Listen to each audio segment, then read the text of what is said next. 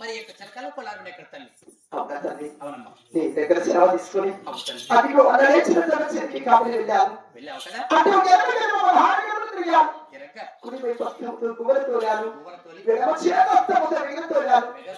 కలిసి గోడ తోలి ఆడపడాలమ్మా. చిన్న చిన్న వీరంతా కలుపుడా మూడు కలితాను. కాకపోగా చూడగా వేడుకలు మాత్రమే మూట చేయాలి. తర్వాత బిడ్డ వేడుకలు కూడా ఒక చిన్న చిన్న చేతులతో కోసుకొని జోడించి అతికించి ఆడుకొడుకు చిలకలకు అలాంటి తయారు చేశాను తల్లి. చిలకలకు అలాంటి కావాల్సిన కలగాలంటే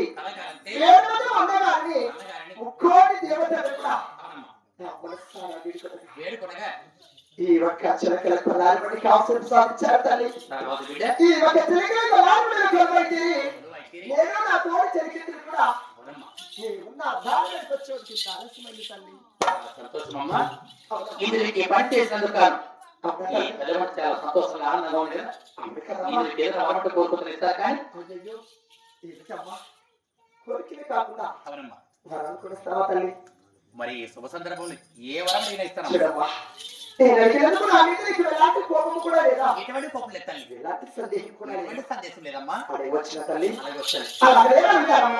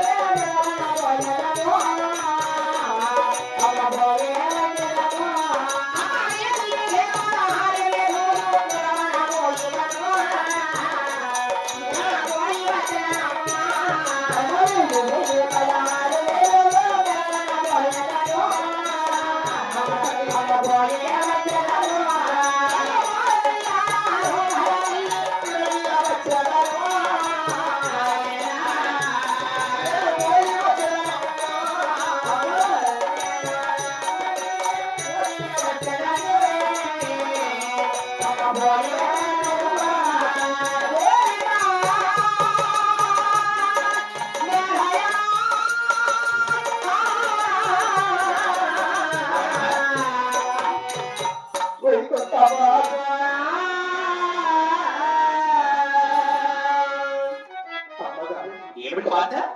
వారం శనివారం రోజు నీ గర్భమును నేను జన్మించాను కాబట్టి అవునమ్మా. నాకు ఒక్క పొద్దుల ప్రకారం అయితే ఒక్క పొద్దుల ఈ ఒక్క పొద్దుల మా తమ్ముడు ఆచరించి ఆచరించి మా యొక్క చిరకల కొల్లారి కొలువైతే కొలువైతే మరి ఇక మామూలు పట్ట అవునమ్మా. అందరూ చూసి ఆనందపడే విధముగా విధముగా ఊరు నిలబడి వెళ్ళాలని నా మనసులో ఇచ్చింది కోరిక. అవునా తల్లి? అలాగే పంపిస్తాను, వెళ్తావా తల్లి? కదమ్మా. అలాగేనమ్మా. ఓరి మెరవని పోవాలంటే అలాగే మురళాడి రవణి పునరం.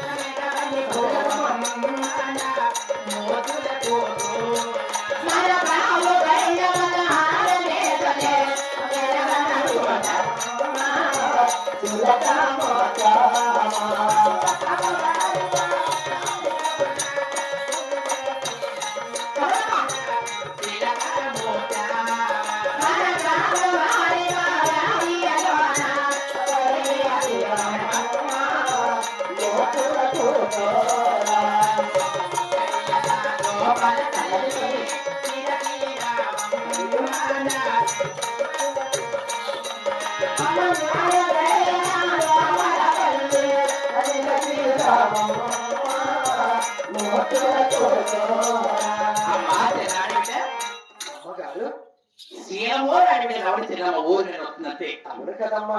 బ్రాహ్మణ, అవును కదా. క్షత్రియ, అవును వైశ్య, శూద్ర అవును మొదలైన 4 కులస్తుల వారు కూడా అవును కదా.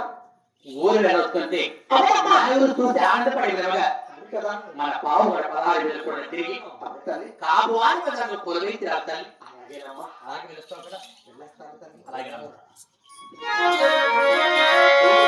మరి ఇప్పుడు కదమ్మా. మరి ఈ లోకంలో చేరుకున్న మహానుభావులైనటువంటి ఎల్లమ్మ గారు ప్రసాద్